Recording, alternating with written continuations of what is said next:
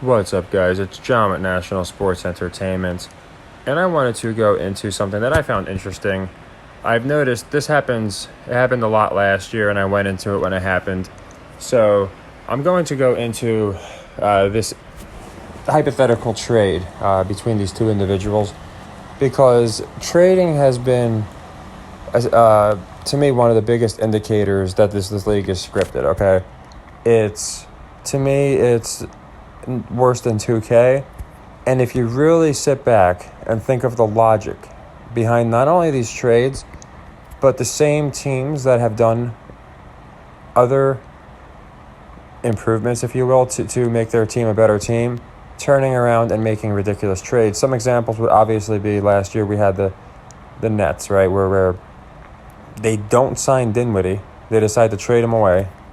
He does Dinwiddie things on the Mavericks. So then the Nets decide, you know what, we really want him. We're going to trade away Kyrie Irving so we can get Dinwiddie back, who we could have had to begin with.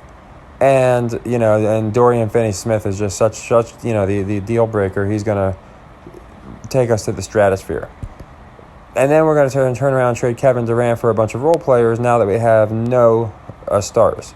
So I think when people saw that, they thought it was ridiculous. But again, I think a lot of people didn't question the suspicious nature of the trade. They just called the Nets stupid.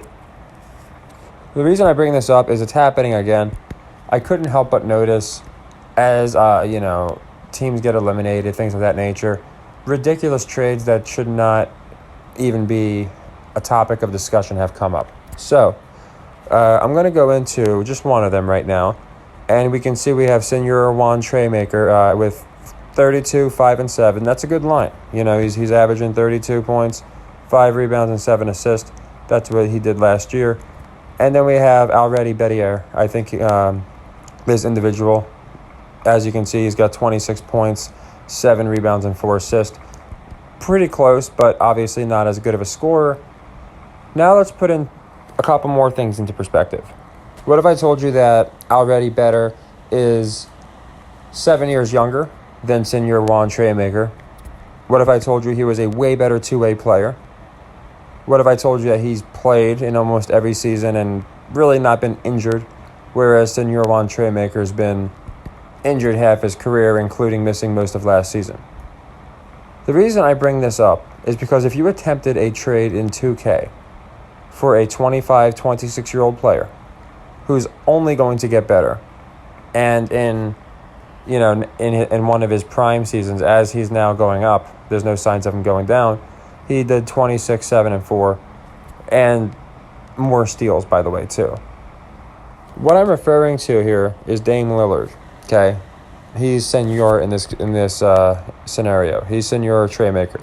Because I'm not diminishing Dame. If you remember my first channel that got shut down, in the beginning of the season, I said the Blazers were going to go on a crazy run, and I thought Dame was going to get some flowers this year.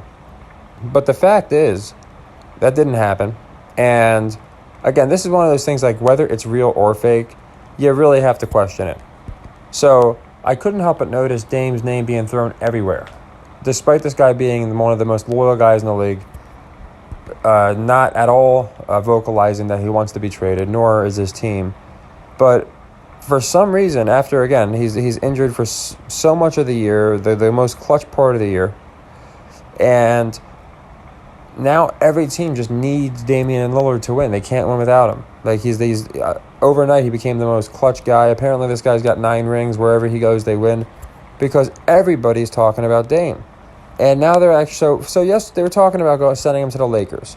And the first thing, and the reason I'm putting this out is, again, there's a lot of people that watch it like, all right, I don't really think it's scripted. I don't think it's if this isn't scripted, then how do these trades happen? Like, which team is just being so boneheaded on every occasion that one team obviously gets the better deal, like with the Nets, and there's way more examples. You got the Clippers trading away. They got Bones Highland, and all they traded was, I think, Reggie Jackson. There's so many examples. But my point is, now he might go to the Lakers, which right off the bat, I'm wondering, how is that even humanly possible to give 4 guys what it would be max deals? Or are they just going to get rid of D'Angelo Russell immediately? we know they're going to lose Reeves. But it made no sense. But then I saw an even more ludicrous one brought up, and that's what prompted me to make this video, because I really do think that, again, this, to me, makes no sense. So now they're talking about Jaylen Brown needs to be traded. We already knew that. And who's the number one guy that they're talking about? They're talking about Dame Lillard. They're talking about it on, Nick Wright's talking about it. I heard Perkins talking about it. I heard Stephen A. talking about it. And I want to know how this makes any conceivable sense. So, yes, Dame put up more points this year. He always will. He's a scoring first player. He takes more shots. And he's a point guard who runs his own offense. So, he also plays on a team where he's the only scorer, especially when Ant's injured. So, we got Jaylen Brown, and as you can see, starts his career off like a lot of people. He gets decent minutes, not great. And then by the second, third year, they're already starting to see his potential. Good defender, good all-around player. And then by 19, 20, and going forward, you can see this guy is going to be a 25, 7-5 guy. And if he doesn't even hit that, he's still going to be a 23, 5-5, right? Something of that nature. So again, not as good offensively as Dame, and I'm not arguing that, but to be... Again, he's actually a higher field goal percentage, not 3-point, but a higher field goal percentage, because he gets a lot of driving where he drives in and gets into the paint and finishes that way. So for a 26-year-old, 25, 26, I think he's 26-year-old, for them to be talking about trading him, and they're talking about a one-on-one trade, even possibly Boston having to add some compensation, right? So this is a young player that apparently is a shoo-in for the Supermax, right? Versus a guy that's about to turn 33 years old.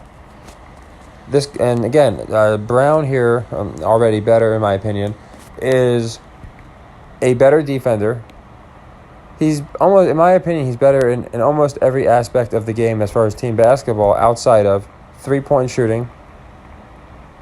And you can argue assist, but to be honest, if you put Jaylen Brown at point guard and the offense is running through him, he probably finishes really close to Brown Lillard as far as assist. But he's just more of he's a taller guard, so he's going to get more of the rebounds. Dame's going to get more of the assist. But then you got the steals to boot. That Brown, and it's not even just the steals; it's the disruptance. Having Jaylen Brown on defense is a complete win, whereas having Dame on defense is a complete liability. He gets about a steal a game, but I think he's at 0.88 or 0.9 or something. But again, even a lot of those are just stupid turnovers, whereas Brown is always playing feisty. He's always getting in the lanes, playing good perimeter.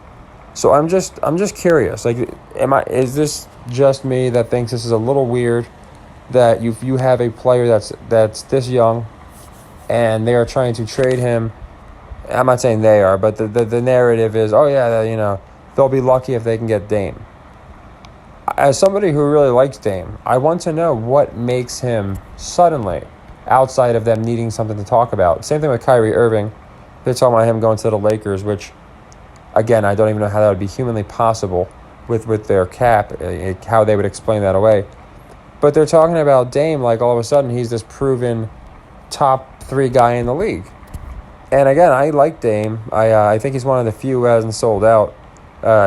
He's been with the same team forever. I've noticed a lot of the number zeros seem to just never get anything. You got Russ, obviously. You got Gilbert Arenas. You got Dame. Now Tatum obviously might be an outlier. We'll have to see. But a lot of number zeros seem to get 0 rings. It's pretty interesting. And at the same time, nobody was talking about Dame like he was this monster. Everybody knows Dame is as far as 3-point shooting, he's the closest we're going to have to Steph. He can go deep. The guy can go nuts. He can put up the 50, 60-point games. But when that's all you have, and you're 33 years old, you're going to be 33 in less than a month or right about a month. I can't buy this for a second that they would trade away Jaylen Brown to get a guy that, they're going to get 2-3 more years out of. And the way he's been playing, with how easily he gets injured, they might be lucky to get 1 prime season out of him. So, yeah, to me, this is just absurd. But, again, the reason I show this is because, the names of the guys don't matter. The names of these players do not matter. But when you break it down to what they've done, their potential, and just matching them up, I don't understand this at all. In my opinion, if you're going to trade Jaylen Brown, you need to get a guard that is at least close to the same age. You can't trade him for... So this would be like one of the biggest step backs I've ever seen. And I think it's kind of symbolic of what's going to happen to the Celtics. I really do. They'll have their time, but I think them getting Dame, if they do, which is what they're really talking about, is just going to set them back. Jaylen Brown will probably have the best season of his career with the Blazers or wherever he goes. And we're going to see the same thing we saw with Chris Paul. We're going to see the same thing we saw with Russell Westbrook. We're going to see the same thing we saw with Kyrie and Dallas. And I've noticed they're doing this more and more and more to the point where I'm pretty sure pretty soon you're going to have players averaging 2 teams a year because it's just almost insanity. A player will be locked down for like 6 years, and then the next year they're trading him. So the fact that Kyrie's already being talked about, I'd like to know why. There's another one. You just trade everything. And again, this one's laughable because you have Dinwiddie if you're in the Nets. You decide he's not good enough, so you trade him, or you sign and trade him to Dallas, right? Then he does Dinwiddie things at Dallas that he was already doing in Brooklyn. Dinwiddie is then the centerpiece of the deal that sends Kyrie to Dallas to get Dinwiddie back, and then all I really got out of it was Dorian Finney-Smith, who's just terrible. So when I see these kind of trades, it really makes me wonder. And then I wanted to put this video out now because what happens is, as you know, at Trade Talk, every 5 minutes they have new stories. It goes from 0 to 100 in seconds. So I wanted to get this out there before any kind of Damian Lillard trade, before any kind of Jaylen Brown trade, before any kind of Kyrie Irving trade, just to really look at this rationally. And again, real or fake, especially for the people that believe it's real, I want to know if this makes any sense to you. Are you trading Jaylen Brown, who again, you find me players under 27 that are as good as him on both sides of the ball, for a Damian Lillard? Again, find me players over the age of 30 playing point guard that are playing better every year after 30. I really just don't understand this outside of, let's make things interesting. Oh, man, Dame to the Celtics, that's going to get the fans going. Oh, and the Blazers are going to be young and hungry. So, to me, again, it's just setting up narratives. But I find it so interesting that, and this is one of the reasons I picked the Heat. I mean, I already liked them a lot, but what really solidified it for me was, and the reason I had, no qualms, maybe I should think about the other possibility, but because all they were talking about was they might as well have used the word when, but they kept saying if they lose, is Jaylen Brown gone? Of course they're not getting rid of Tatum, so you either have to lock them both down for $500 million, or you got to ship Brown. And I guess this is the first talking point, but I'm wondering why Dame's name is coming up every single time, Dame or Kyrie, they talk about somebody needing to acquire a star. There's so many possibilities. I just don't understand why it's Dame out of nowhere. After 11 years of no trade talks with Dame, now they're just coming out of nowhere. So if this trade happens, I just think it'd be insanity, especially because, like I said, they're actually trying to position it as Dame as the person who, the Celtics would have to add some compensation. And again, I just don't see how that would make any sense. Again, you try to make this trade in 2K, you're getting rejected because the game is smart enough to understand that trading a 26-year-old for a 33-year-old is not going to work unless the 33-year-old is leaps and bounds ahead of the 26-year-old. So if we're talking about trading Marcus Smart and the pick for Dame, now we're starting to make sense.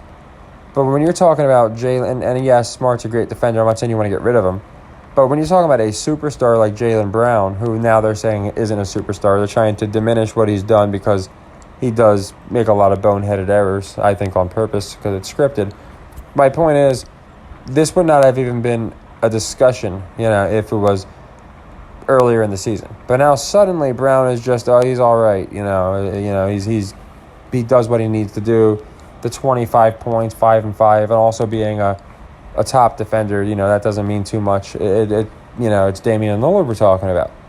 And I don't understand it. As somebody who had Damian Lillard going really far this year, and again, just to see him not play when he definitely could have played. Very, very fragile guy, we know that.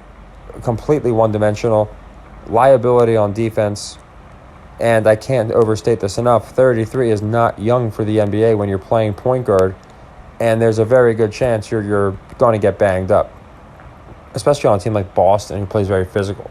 So, yeah, I just thought I'd get this out there. We'll see where this goes. It's nothing crazy. This stuff gets me almost more than the games themselves, because people will just see these trades and be like, oh, wow, that's a great trade, and not really look into the ridiculous nature of the trade. Again, Kyrie going to the Lakers. How are they going to afford this man? Nobody wants to explain that away. All the talking heads are just like, oh, yeah, with the cap, they'll be, Reeves will have to go. And they try and explain it away like it's possible. Meanwhile, other teams couldn't get a second superstar because they'll go over the cap. But we got the Lakers who can afford 4. And now in this case, age just doesn't matter anymore. Dame's better than Brown. That's all. Because he can score better. So accept this as a completely normal trade. So I'm just curious what you guys think of this. I'm going to go into a lot more. Like, now that the finals obviously are the only, we have at the most 7 games left and it's only 2 teams playing, I'm going to have more time. A lot of people have asked me to go into Kobe. I did a video on Kobe on my last channel. It got shut down. But I'm definitely going to be doing Kobe again, because there are some crazy tie-ins that a lot of people were already questioning, the legitimacy of the story we were told about Kobe, what really happened. And I think my video answered a lot of them for people. It was ripped down, but I'm going to put another one up. But again, as we enter the end of the season here, I try and look for where they're heading into next season. And I can already see it. It's already very obvious. It's the Dame talks. And I personally think Dame is staying. I think they want to really push him as the guy that never gave up. Russell was kind of that guy for a while, then he left, And I think, and again, number 0s, it's interesting. You have Arenas. They always seem to be on a team by themselves, and they never really get it done. But I think Dame, it just makes sense to keep him a career Blazer. Kind of like Dirk, kind of like a lot of these other players and then finally he might get one. Who knows? Like I said, the number 0 is interesting. But I don't see this. Outside of talking points, I don't understand why suddenly Brown for Dame straight up is considered a fair trade. You guys can let me know. Maybe I'm sleeping on Dame. I don't think that's possible as a guy who respected him enough to say the Blazers were going to go deep into the playoffs at the beginning of the year. I said that because I genuinely thought they were going to make Dame look like how Dame should look. But again, all we saw was the signs of a guy that's, out leaving the twilight of his career. Didn't play in games where he could have, couldn't play crazy. He would go nuts from the 3-point line and go 9 of 13 a couple games. But again, is that the answer when you just lost because Tatum was injured? Like, it makes no sense. The logic they used was, when one superstar is hurt, you got to rely on your other one. Well, Dame's less reliable than all 3 of these guys, of the 3 of the guys. So I really don't understand, how this trade makes any sense at all. Outside of, again, the Blazers also giving them that first-round pick, or giving them Shadon Sharpe, or someone that's going to make the Celtics actually benefit from this, instead of almost a one-on-one even trade, but you lose 7 years. So they get, 5 more, however many, they're going to get 10, 15 years out of Jaylen Brown, or we'll say 10 good years, right? About 10 good years. Whereas the Celtics, if they get Lillard, they're going to have about 3 good years. So to me, none of it makes sense, but again, that's why I make these videos. You guys can let me know if you think Dame is that much better than Brown, compensating for, offense and defense, compensating for injuries and compensating for their age. So I know it's nothing earth-shattering, but the guys on ESPN, they seem to think it's earth-shattering because after every game, all we're hearing is how this team absolutely needs to trade for Dame and then they'll be much better. Or how this team absolutely needs to sign Kyrie Irving and they'll be much better. And just last thing I want to cover, Kyrie. I went into him a lot. My first channel, I went into how he was going to go to the Lakers eventually, him and LeBron. He goes to Dallas, and you have the smartest point guard in the history of point guards coaching this team. And now they're talking about Kyrie Irving. He's going to go to the Lakers. After half the season with the Mavericks, I guess Kidd decided half a season was more than enough time for 2 point guards to learn to coincide, who play completely different. So, as you can see, none of this makes any sense. Even trying to make sense of it is hard because it doesn't make sense. Between the Nets' ridiculous Dinwiddie trade, then trading Durant, now in the offseason we see these maniacal assessments on what would be good trades. And I just don't understand. You can see that he had 8 turnovers. Again, Jaylen Brown is a 2 guard. So you put the ball in his hands as the main guy, it's not going to work. That's why he puts up about 25, 6, and 5. He's a great 2 guard. And I really don't see how, I guess they're trying to use the fact that, without Tatum, he didn't do too well in the playoffs. But with that age difference, in the NBA, I really don't understand. I could see if Dame was 29. I could see if Brown was 29. Now we're a little closer. But in this case, I wouldn't be surprised if next they were like, you know what? The Knicks are struggling. They should trade Brunson for Chris Paul. I really wouldn't be surprised at this point. That's the kind of stuff that they're doing, and they're making it like it's believable. Guys that just get into their rhythm on a team, now they're going nuts. Let's trade him for this old guy who's proven to be worthless for the last 7 years. So, I find it interesting. We're going to see where it goes. I didn't want this to be too long, but I kind of wanted to do my best to pitch this trade in a fair way, going over what they both have done, what they both haven't done, and you guys could tell me maybe no, that is that I think that would be a fair trade, or they're just looking for narratives and just further proof that this whole thing is scripted. They're going to put whoever they want where they want to put them, and the players themselves are probably in on it as far as knowing, okay, this is where I'm going, or this is what I have to do. So nothing crazy. I will have Heat, Nuggets, all that coming out. I think the Heat are about still 2.5 to 1 underdog, something like that, plus 250 to win the series. Kind of the same numbers they were against the Celtics. So we'll be going into that.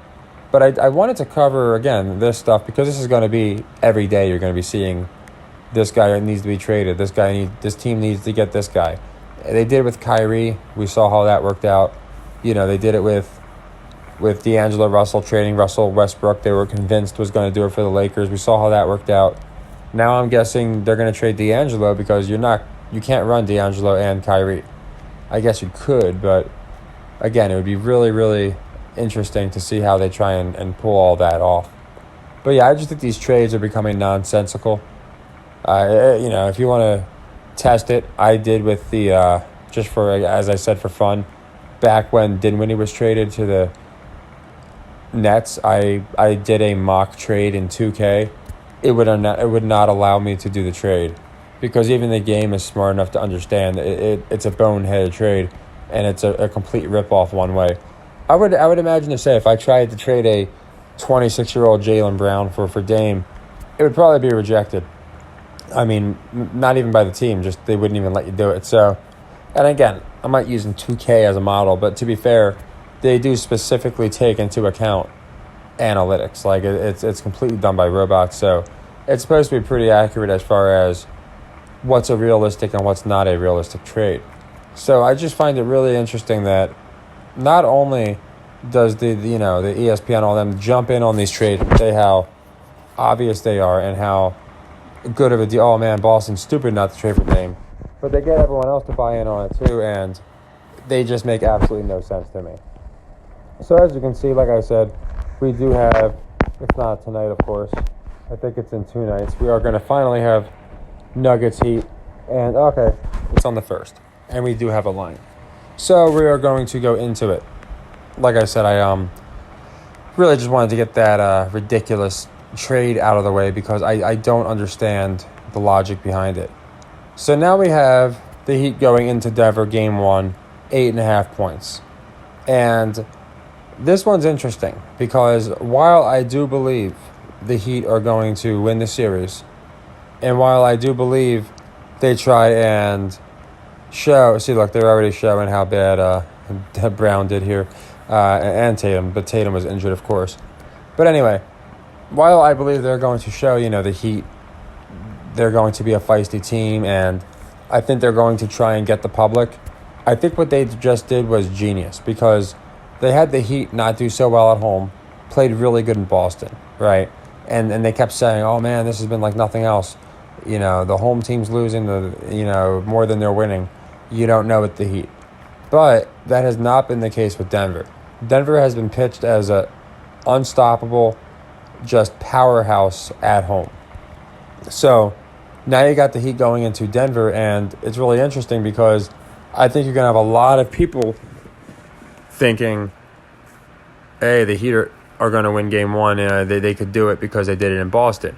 Now, the reverse to that argument is I think a lot of people might say, hey, the Heat are going to be gassed. The Nuggets just had like 10, 11 games off in a row, and the Heat have been, completely playing their asses off, and they just got into the finals. So now it's going to be nice. That's good to see. I tell people about crypto all the time. I think, almost any coin, unless you're getting just ridiculous coins, I think they're all going to go up. It's a complete bear market, and it's about to turn to a bull market. So that's one thing I'd advise people. Don't sleep on crypto. But yeah, so the argument's going to be the Heat are gassed, and then you're going to have people saying, well, the Nuggets haven't, the talking heads are going to go in.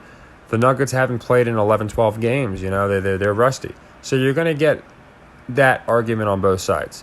To me, what it comes down to is establishing the narrative. And to establish the narrative, I do believe that the Nuggets need to win this game.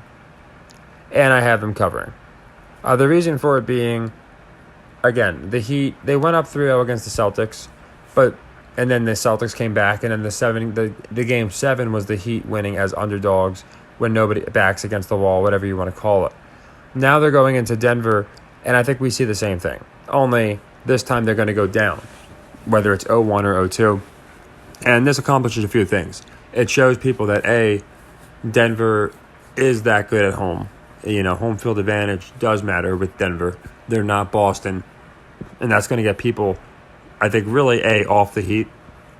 And just thinking about, in general, the home field advantage in this series. Then maybe as we get to like game 5 or 6, whatever, they might flip the script on us. But yeah, game 1, I like Denver. And again, the reasons I like them is I think they want to get people thinking the Heat are gassed. Oh my gosh, they've only had a couple days since that ridiculous series against Boston. Denver's been who knows where, in Cancun, in the Bahamas, having fun. And the Heat had to book a flight straight to Denver. So, to me, it's going to be a pretty routine ass kicking. I have Denver covering this game. Just to put it out there now, because before, I know it'd be pretty foolish for me. It's pretty, I would say implied. But I have the Heat winning this series. I've had them winning the finals ever since the Sixers got bumped. Again, I really believe in the red and white theory. Another interesting thing, for the symbolism folks out there, people were talking about the downfall of the dollar, as I was, when the Bills and the Niners, the Bills got eliminated, and I was looking at the Niners, I'm like thinking gold, things of that nature. But when the Bills got eliminated, a lot of people were saying, because, Bill, you're right, dollar bill. And a lot of people were saying downfall of the dollar, and their safety got hurt, right? It's like the safety Fed. So a lot of it's interesting. But now what we have, and a lot of people told me focus on the arenas. Well, the Heat just beat the Celtics, okay? The Celtics play in TD Ameritrade, which is a bank. The Heat used to play at FTX, obviously you know about that scandal. But that's crypto. And now it's like the KS Center or something, and It's an IT blockchain type company. And they beat the Celtics in TD Ameritrade, the bank. And now they're playing the Denver Nuggets, obviously Nuggets gold. So it is pretty interesting that I'm seeing a lot of these commonalities at the exact same time that the NBA is telling people to buy crypto. Why are they telling you to buy crypto? It's plastered all over the basketball poles. It's on the floors now. Some of them have them on their jerseys. Coinbase, Crypto.com. So this really very well could be, in my opinion, some kind of calm as far as the fall of the dollar, to be honest. TD Ameritrade, the bank, losing. Miami, again, FTX switched over. Crypto IT type company. They won. And now our finals is gold versus, as I just said, the FTX guys. So all of it's very interesting to me. That might be a little bit of a reach, but I always look for every possible grain of information I can use. And in this case, like I said, I think it just makes sense that the Heat win the series. You don't have them come this far only to dog Jimmy like that. To me, that makes no sense. If you're going to do that, he loses to Boston. And as I said in Boston, if you're really going to do that, he probably loses to the Knicks, just to make things interesting. He doesn't beat the Knicks, get back to Boston for the second year now, and then lose again. Wouldn't make sense to me. And again, for the same reason I liked him to beat Boston, the reason I like him to beat Joker, I think this is a send-off for Spoelstra. If you were able to see my first channel, literal first video ever, I told people why that was the Warriors' last championship under Steph and those guys, Steph, Steve Kerr. It was such an obvious send-off just to give them that dynasty ring that they needed, because people were putting an asterisk on their dynasty because of Kevin Durant. So that was such a send-off year, and this one I think is going to be too. Now they're talking about Pat Riley and how without Pat Riley, obviously none of this is possible. And they're talking about Spoelstra, and the only reason they're in this is because Spoelstra saw value in these undrafted guys, etc., etc. So to me, it makes zero sense to have Denver win the series. But fitting with the narrative, with how they did the Boston series, with how Denver played against the Lakers, I have zero doubt that Denver is going to win the Game 1. So that's my official prediction. I thought I'd get, instead of going into 3 different videos trying to cover everything, I thought I'd cover all of it now. And as I am uploading a baseball one in a very short few, that's why I wanted to cover the trade and the NBA Game 1 in the same video. So yeah, I think that the obvious play here is going to be Denver minus 8.5. I love the play.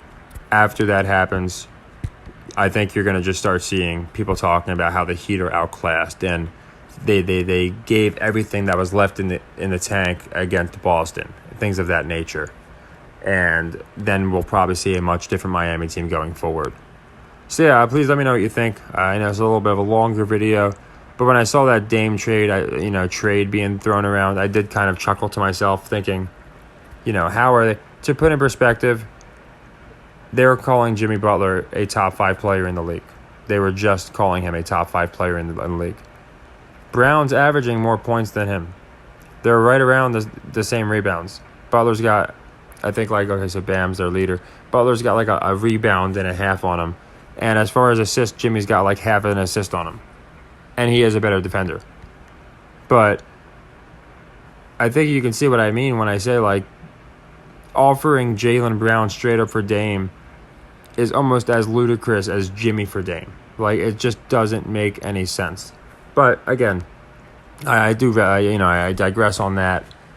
The most important thing here is, I think, where they want to get the public. And I think they want to get the public to, quote, know that Miami is not going to win in Denver like they won in Boston. It's not going to be the same case. Denver at home is going to play better. Their crowd's going to keep them in it. Obviously, you have the elevation, things of that nature. Real or fake, their elevation is real. I mean, there's no denying that. So, yeah, between all that, I love the Nuggets to cover Game 1. Still love the Heat to win the series. And I think it'll probably be at least 6-7 games, because obviously Denver wins Game 1. I don't think it's going to be a complete run. I think this is going to be very much a home team series. I think they're really going to have the home teams win almost every game, with the exception of one. And that being, I think the Heat will take one in Denver. So, yeah, as far as, if anything changes, I'll go into it. Hero, honestly, when he comes back, I might fade them that game if he does, because that usually always happens. When a long-awaited return happens, they usually wind up flopping. Brogdon just returned for the Celtics. They were all excited. I forgot he was even out there. He just did nothing for the team. So I always look for things like that too. So yeah, official pick, Nuggets -8.5. They take game 1. And obviously official pick is unchanged. Spoelstra, Jimmy finally get their flowers. Jimmy's in year 13. He's definitely going to get it in my opinion. And they will. That'll be their send-off. So the Spoelstra will get his send-off. Pat Riley, I brought this up. I think he might be dying soon. You never know. Bill died. It would make sense if Pat died. They just played each other. Oh, thank you, Jared. I appreciate that. I appreciate you giving the channel a chance. But yeah, with Pat Riley, the way they're showing him and talking about him, they just called him the godfather of basketball. I wouldn't be surprised if he died in the next year, and they're giving him this send-off first. So yeah, let me know what you think. About Dame, about Jaylen Brown, the trades in general. Or a lot of people have been suggesting I do my Kobe video again. I'm going to put that back out. It got shut down with my first channel. But if there's other things that you find interesting, like trades that don't make sense to you, or players that you think are just really being unnecessarily over or underhyped, whatever the case may be, just as always, I always love comments because I like sharing insight with you guys, and I think it really helps us. So again, congratulations on everyone that only very few of us can say we had the Heat, and not only had them but stuck with them. In Game 7 when so many people were just like, oh, that's the end. And of course, we even had the comeback happening. That's why for me, the Game 7 wasn't that much of a shocker. I genuinely thought they were going to have the Celtics come back and tie it up. Just the only thing that made sense to me. But yeah, all the comments are always great. I think we're going to continue to do very well. I think we're going to hit most of the games in this series. And I think most importantly, we're going to nail that series. So anyone that got the Heat at plus 1,200, awesome. You can already hedge and you profited. I'm, a stubborn idiot, so I'm not going to hedge. I'm just going to let it ride. And I think I'll be happy at the end. So take care, everybody, and happy earnings.